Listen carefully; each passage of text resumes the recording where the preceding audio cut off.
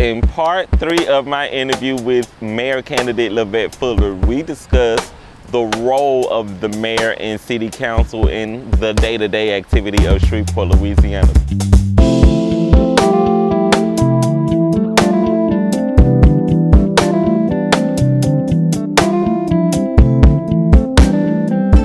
All right, and we are back. Welcome back to A Lil Tea Time with Mayor candidate Miss Levette Fuller. Welcome back with us, Miss Levette. Thank you so much.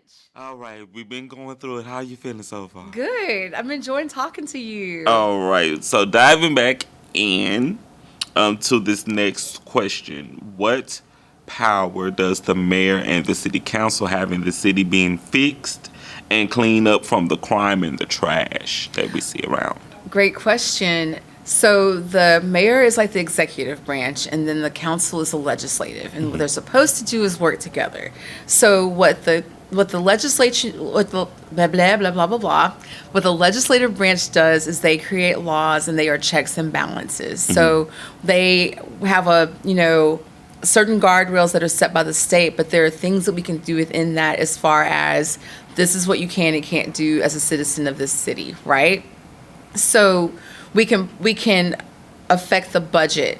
We can vote on making changes to the budget.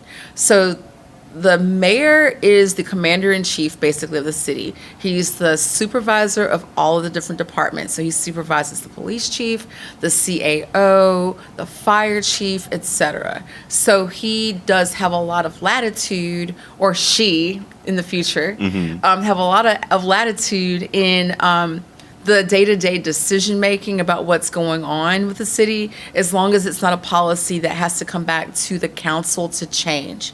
So when it comes to the trash and the crime, the blight and the crime, if we say that removing blight can help a city be safer, what the mayor can do is make certain adjustments within the budget and say if we need to make a big change in the budget, that's something that has to come back to the council. Every year we make a budget. Every year each department says this is how much money we need to do what we need to do. And then the council can look at that and say, okay, before we vote on this, we want to make these few changes, and then we're going to vote that in, and that's what you have to work with.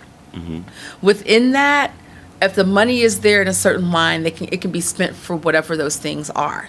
But sometimes we have to come back and say, look, we need to put more money into this spot in order to make a big change here. And that's when the council and the mayor have to work together to say, hey, I, as the mayor, want to add X amount more money into property standards so that we can write up more tickets and we can get more houses demolished, get more lots cleaned, get more property through environmental court.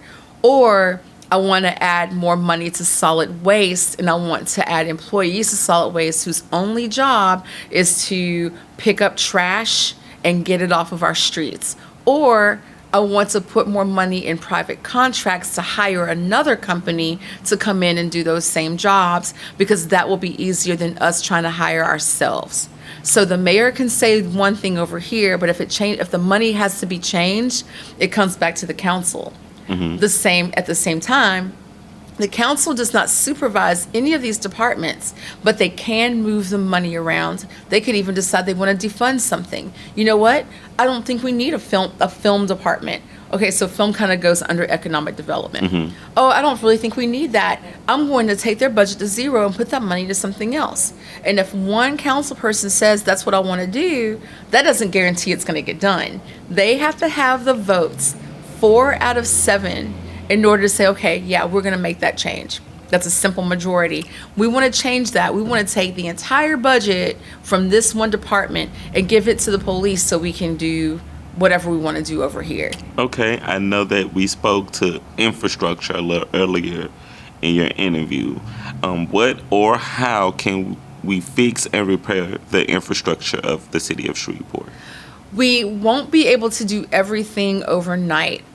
Our infrastructure issues are definitely a bigger price tag than the operating budget for the city. So the city budget is $500 million approximately. That's to operate everything on a day-to-day, to give you all of the employees, their health insurance, their retirements, and all of their equipment and everything that they need to make the city operate. So that money is made up of our tax revenue, the property taxes we get from the parish, and sales tax that comes in off of everything you buy inside the city limits. So all of that money together is like, those are the expenditure, that's the revenue that comes in to give us that budget that we use. And some of it is actually debt, like bond debt, where we have taken on debt in order to make certain things happen. That still counts as money that we're spending and budgeting for to make those things happen, right? We have a big thing called the consent decree over our water and sewer, and that's over our sanitary sewer. So that is a project that started off as costing $300 million. We took on bond debt in order to make those repairs.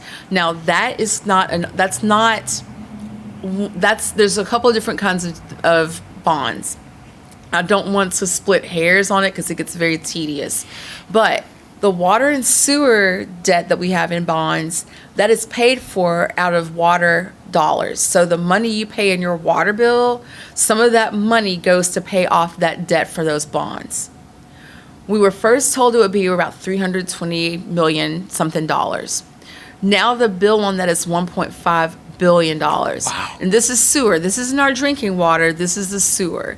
But that's still a health and safety concern because you have those breaks. That's dirty water, dirty for lots of different reasons that are not at all glamorous, getting into your soil, mixing with the water that's going out to the lakes and the river or whatever. It's a lot. Now, if we're talking about the water pipes, some of those pipes are very old. You've got the tanks, you've got the entire system, the pressurized system. There's so many different pieces to it. For us to repair the pipes in the core, I can't ballpark that, but I would believe it's going to be hundreds of millions of dollars.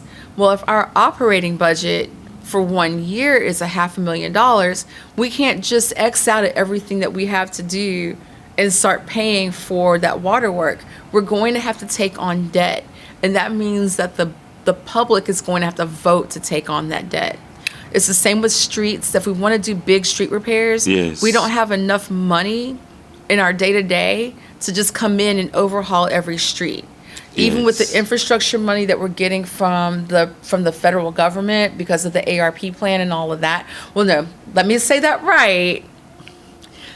ARP plan is separate, but we have the infrastructure money that the Congress and president put aside for the entire country. That was billions and trillions of dollars.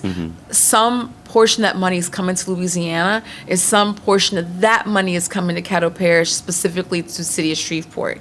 That wouldn't be enough money to cover even a little bit of the work we need to do. So that's why we have to vote on that debt. Okay. That's a great way to get into this next question. What is the city doing to fix the plumbing problems and making the streets safer for driving?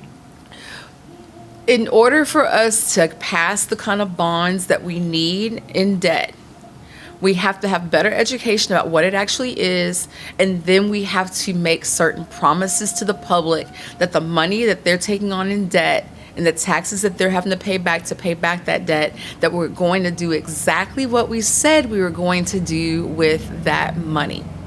Right now, a lot of people wonder where the money is going. We pay all these taxes. You're telling me the budget is $500 million. Where's my money going? That's a big issue. But if we're taking on debt on top of that, people have to know that the money is going where we say it's going to go. That means that the city council and the mayor need to work together and not just do a study with the bond committee. We've done that before. A decade or more ago, we said, this is the committee that's going to study the entire city and say, these are all the issues that we need to do. And then they had a project list. They knew to the penny what they believed those projects were going to cost. Then they took that list to the council and said, this is the list of proposed projects that we want you to vote on. And once you adopt this, then you can vote on putting the bonds on the ballot. So the first thing was saying, this is the list of projects we're going to do. Yay or nay? When the entire council said, yes, we support those projects for this money, then we can go and say, okay, well, y'all, we're going to put this on the ballot.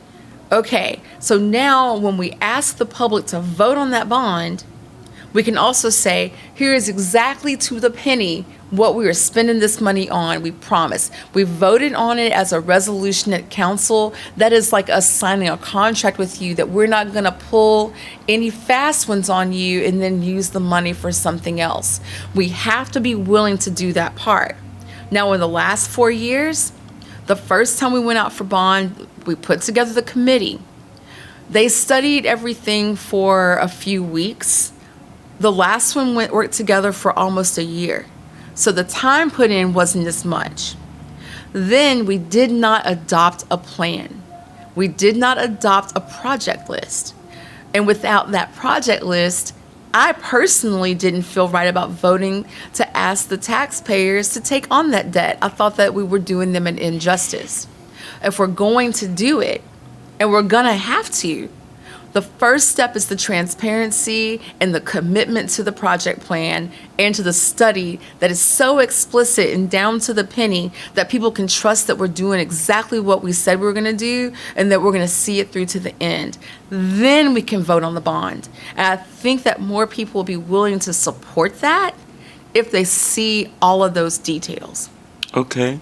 I am very excited about that because we need to see how we can turn this infrastructure of these roads around. And it's the roads, it's the water, it's the sidewalks, all of those things. But the thing is, once we actually put it together, if we're able to pass it, that's a lot of local people that will get to come to work and fix these issues. Yes. We're not talking about just potholes. We're talking about making the streets stronger so that when you pour the streets out, when you lay them out, they should be strong enough that they shouldn't need all those repairs. We should be engineering them to a better standard. All right. And with that, we are going to dive into more with Mayor candidate Levette Fuller. So you guys come right back here with us at A Lil Tea Time.